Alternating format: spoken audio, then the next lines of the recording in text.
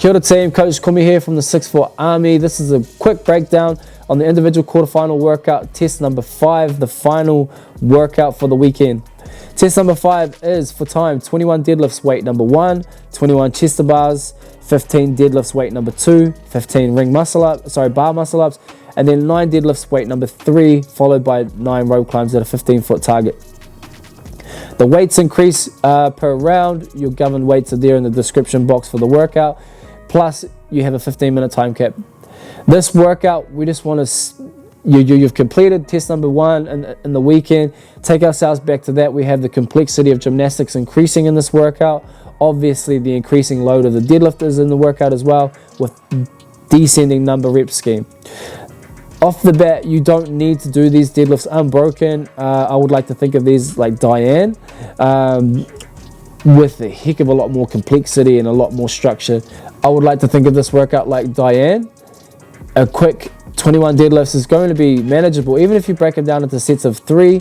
If you are an athlete that knows that you're going to be capped somewhere around the muscle ups or something like that, then you're definitely going to want to take it a little bit easier on the barbell at the start.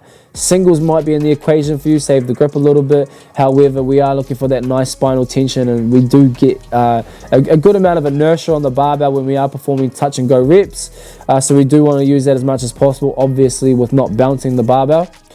Chest to bar pull-ups, even if you are only going to do you're only going to complete these unbroken if your max set is more than 50%. If the 21 reps are only 50% of your on rep max or less. So if I can do 42 chest to bar pull-ups unbroken, then the 21 chest to bars, cool, that's fine.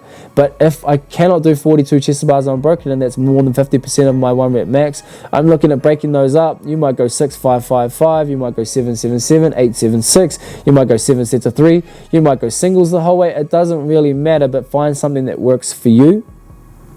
Deadlift bar number 2, you are breaking those reps up 2 to 3 sets. Yes, it does get a little bit heavier, but it's well manageable within your capacities. But still, we want to save some of our grip for the bar muscle ups.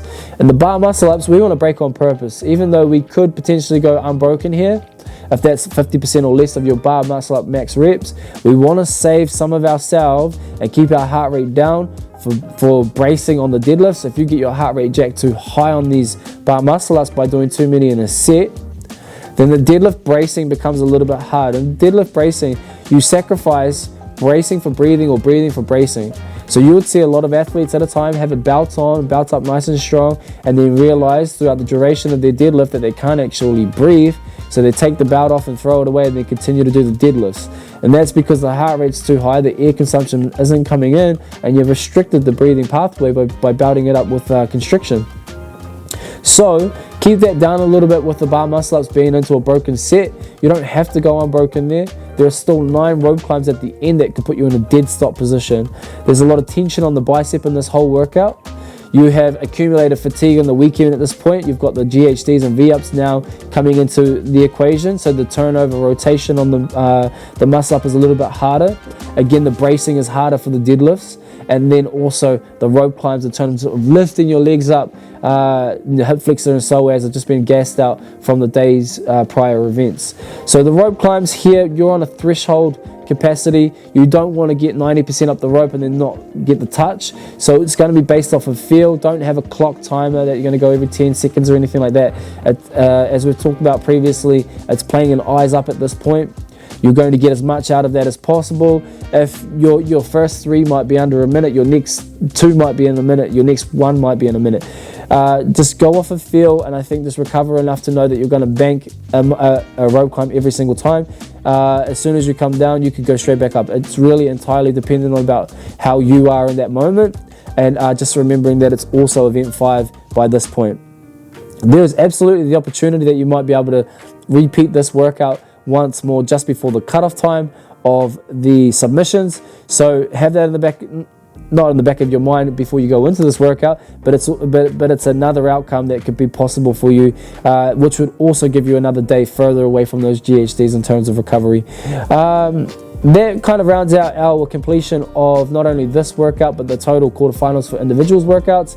We have actually got team mock quarterfinals written up and designed. If you are wanting some of those, send us a direct message through our training platform or our website, or maybe even just comment down below in the YouTube section, and we'll look at getting some of those mock quarterfinals workouts out to you. And hopefully that all of these tips, not only in this workout, helped you, but in numbers 1 to 5, and we hope to see you on the leaderboard getting your best results. Cheers. Dive right in, let's go. Move forward and dip in your toes. Let the rhythm take control. It's going down tonight.